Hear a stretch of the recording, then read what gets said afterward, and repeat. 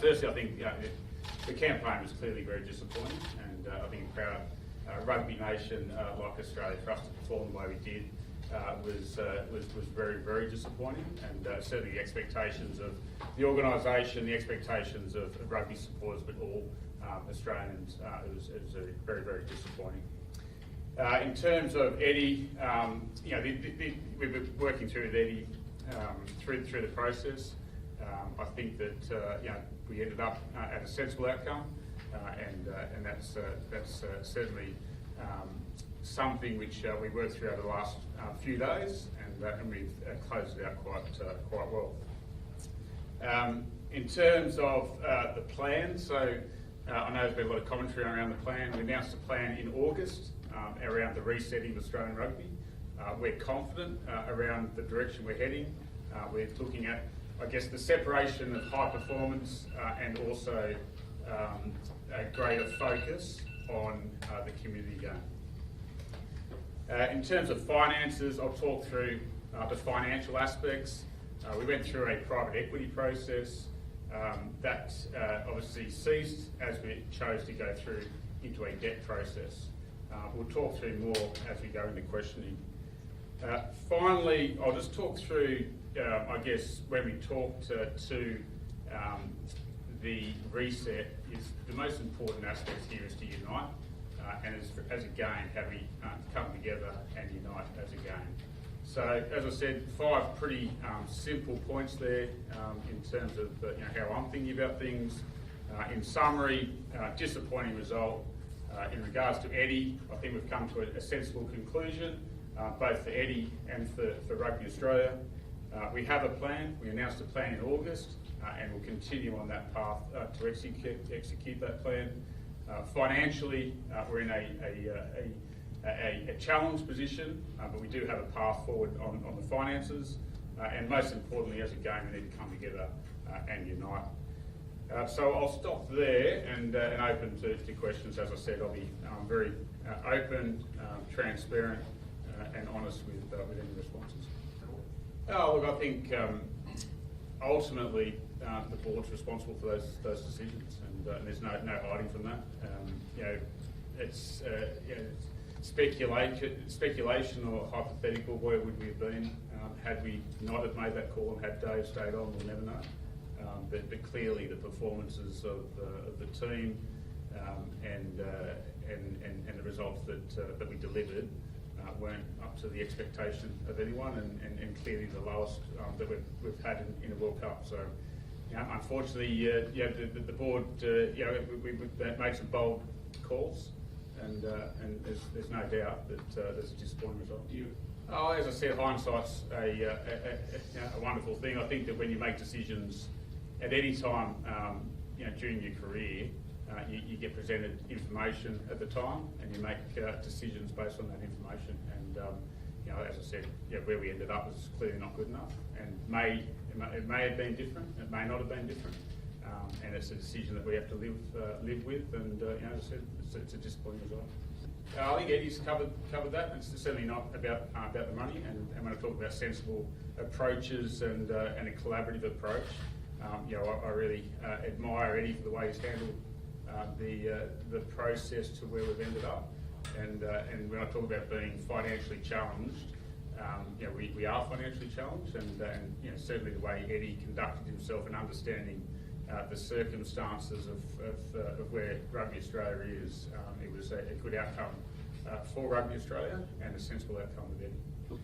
Yeah, I know that there has been some level of criticism around how we've handled this, and should we have called the Japanese. I genuinely don't think that that level of inquiry is required from me, and I've got a very good relationship with all the national unions and with the Japanese National Union. I took Eddie on his word. I've seen some of the responses that you've asked, and they haven't been the clearest in response. Whether that's true or not, I don't think that changes the position we are right now in whether Eddie was to stay on or whether Eddie was to go. I mean, we've got a job to do here. I mean, we've got a lot of ground to make up with building trust with our stakeholders, with the community, And we all know that we've let down people, and we're ultimately responsible, and we need to rebuild that trust. And our focus will be on reconnecting with the Australian public rather than where Eddie's going to be. The most important aspect now is reconnecting with the Australian public and the community, and then making sure that we land on the right coach. We've got a deed of release with Eddie.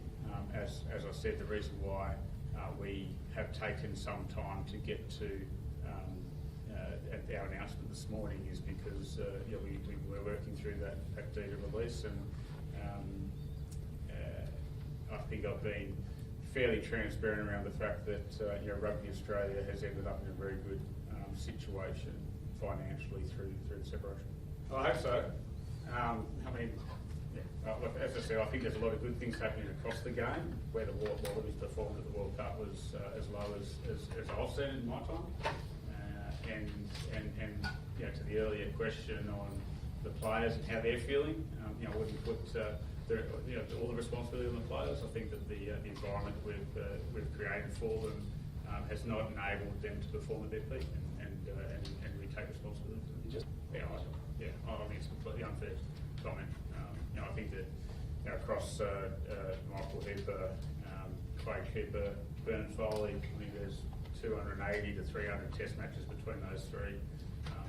They've all put their body on the line over a long period of time, and are role models to not just their peers but young boys and girls coming through the system. So I think it's an absolutely unfair comment towards those players, given that they've contributed to rugby.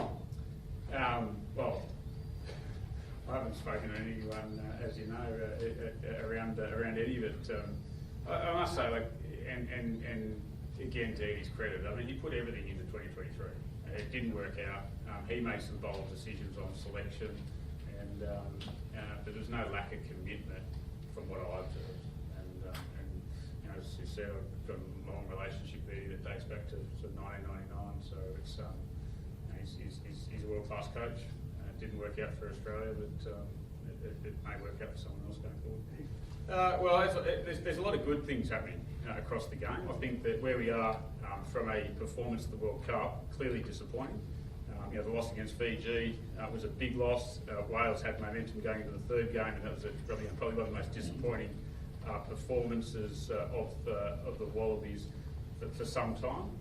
But I do think it's an opportunity to reset. And when we said in August that we would have a strategic reset of the game, that was before the World Cup. Performances have been on the decline for some time. In 2019, we just scraped through against Fiji. We lost the full game to Wales, and then we were beaten 40-16 in the quarterfinal. And we've been losing test matches and Super Rugby games between 2019 and 2023. So this is hopefully a low point, and it's a chance for all of us to reset and move forward. I think that I've been working closely with Eddie. Eddie's put a lot into 2023 and into the campaign. The challenge was clearly performances weren't where they needed to be.